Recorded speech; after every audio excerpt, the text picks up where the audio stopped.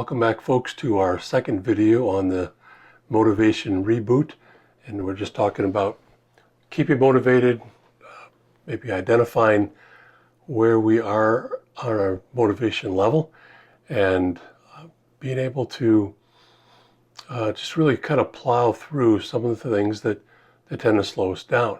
Last time we just talking about the what and the why of what we're doing, and looking at those goals, some of the objectives, and looking at the desires of your heart, how the Lord may have called you to the ministry, or if you have a desired career and you're pursuing that. We tend to get bogged down, and by getting back to the basics, rethinking goals and objectives, and the what's and the whys are very important. So we also talked about writing out the what. What is it that you're trying to achieve? What is your objective? Not a general objective, but something that's detailed. So I think what it's important in the second round is we talk a little bit about defining the why of your what. Okay, so you're doing something. What are you doing? You're starting a business. What are you doing? You're planting a church. You're building a church. That's what you're doing. But asking yourself why might seem a little philosophical and unable to really nail down, but you need to be able to nail down why you're doing what you're doing. Because your goals, the goals that matter, are a manifestation of your why. This is why I'm doing this. And really, why you are doing something is more important than what you're doing.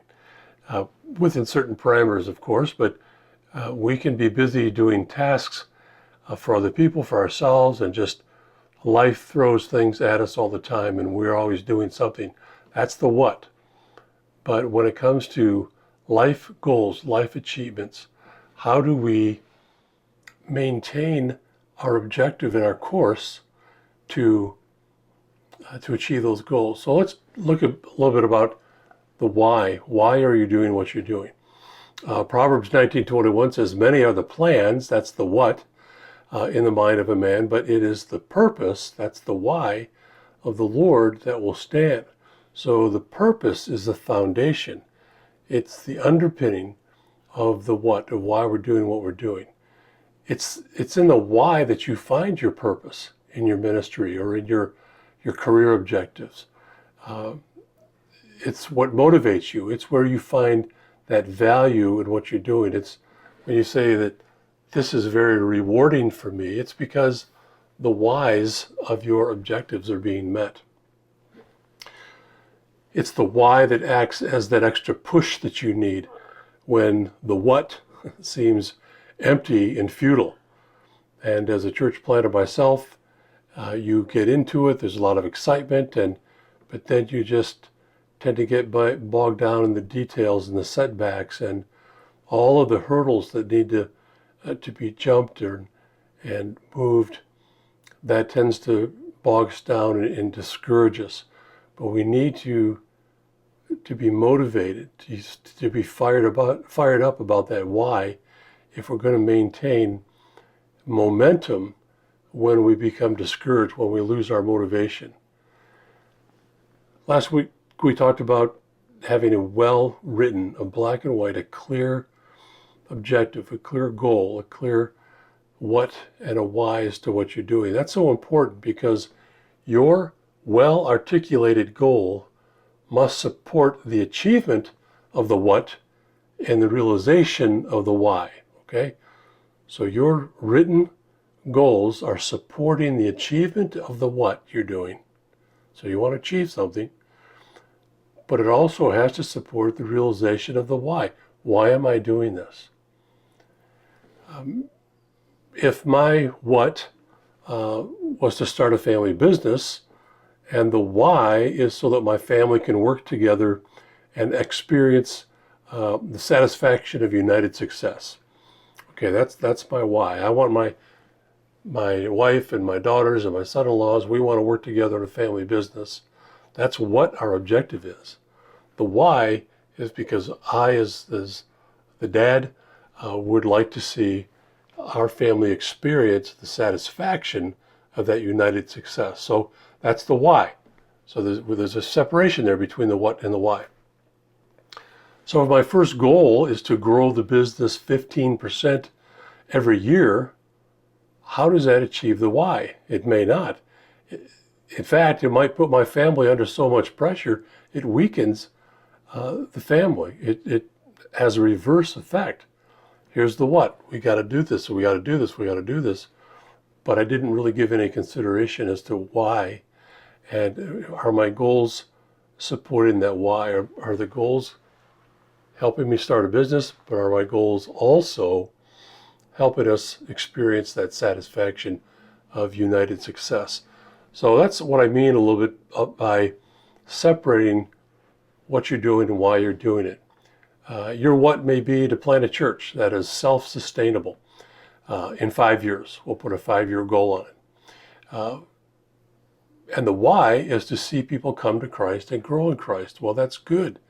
That's what we want the church to do, to be able to have some evangelistic potency, but also some discipleship potency. We want that.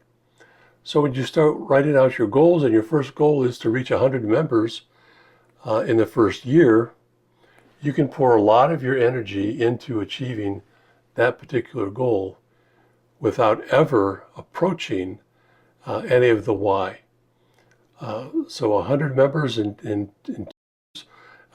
no way guarantees the why of your church, that evangelism and discipleship. So again, we need to focus on, this is what I'm doing, but the core of that, we keep that motivation, we fire up that motivation again when we re-look at the why and we think, this is the desire of my heart, whether it's starting a business or planting a church.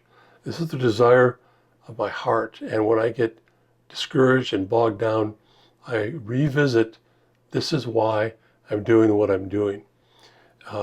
What is it that we're trying to accomplish along the way?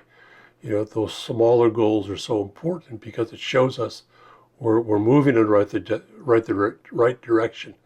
Where have you made progress in those areas? We'll talk about that next time a little bit more.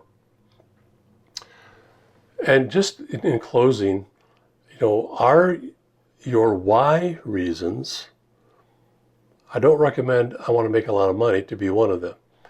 Are your why reasons, they should be selfless, benevolent, biblical, and God honoring. We want to have some worthiness in our whys, some humanitarian impact. We want to be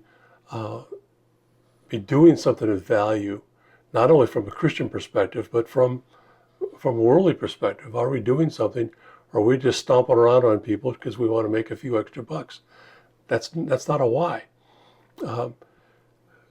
The Apple founder and Steve Jobs, he said towards the end of his life, he said, being the richest man in the cemetery doesn't matter. And I think that's important. And when you look at your why, you realize, I want to accomplish something that benefits others, that honors the Lord. I want to push ahead. I want that to have value. I want to be excited about it. I want to see my what have an impact on others. That's my why. Just achieving a what without the why is unfulfilling. So I encourage you to take a look at why are you doing what you're doing, not just what. And again, I encourage you to maybe email those to me. I'd love to take a look at them. And I think it's exciting to me to know that there's people out there saying, I'm pursuing this objective, but here's why. Here's why I'm doing it. Thanks. We'll see you next time.